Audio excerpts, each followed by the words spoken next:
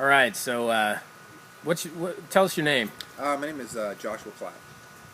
All right, Josh. Have a couple questions for you here. First of all, why do you serve? Why do you do what the Proof Project guys do? Well, I think that first of all we're called to serve, and I think it's a requirement that all good Christian men and women should do at some level of their life is serve.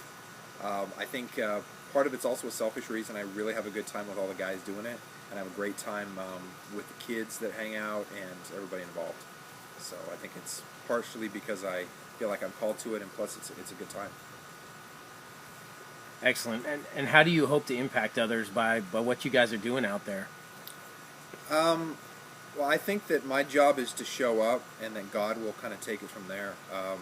I think that if I go into it with a good and open heart, and with being a servant in mind, and I say a prayer before everyone that just says, "Use me the way I'm supposed to be used today," whether it's fixing faucets, whether it's talking to people, whether it's trimming trees, whatever it is just let people know that they're not alone in the world and that they're loved and cared for.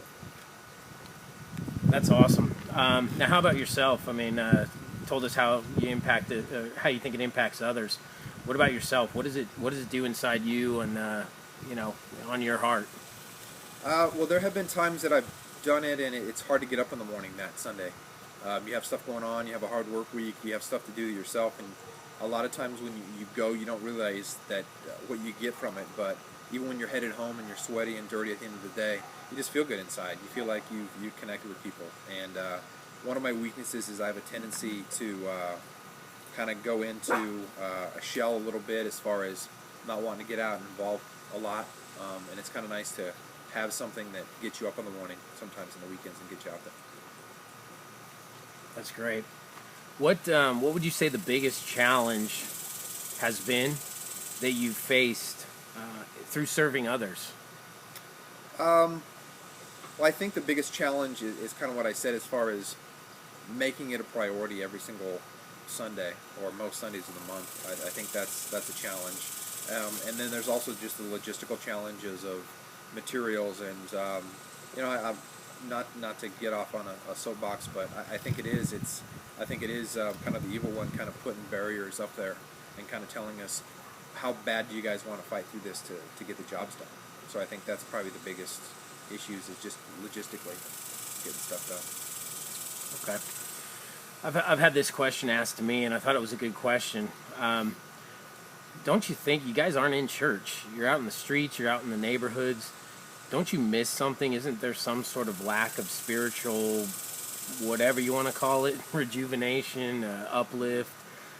Don't you think you miss something by not being in church every Sunday? done.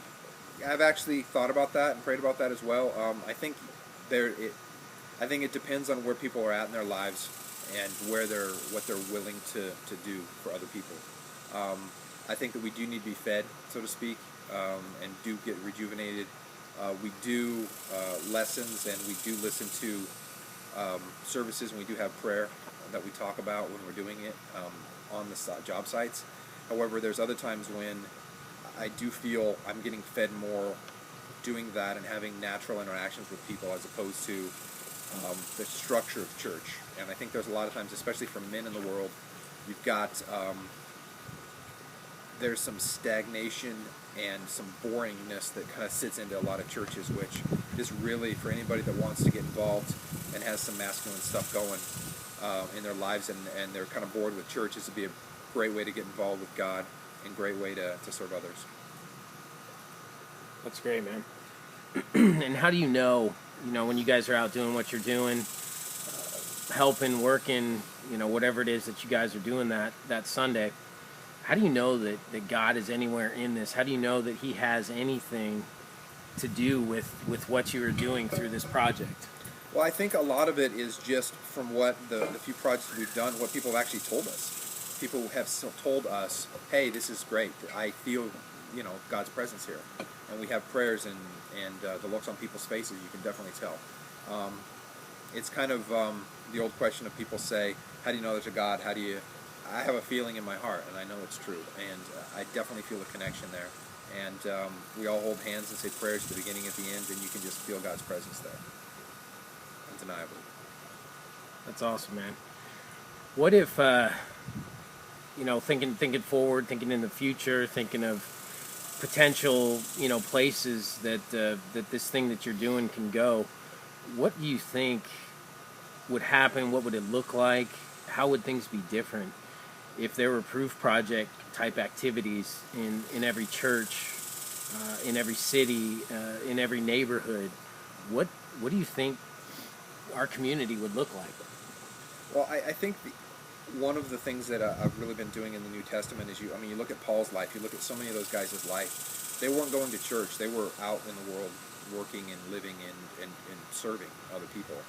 And I think that Christ wants us to be serving.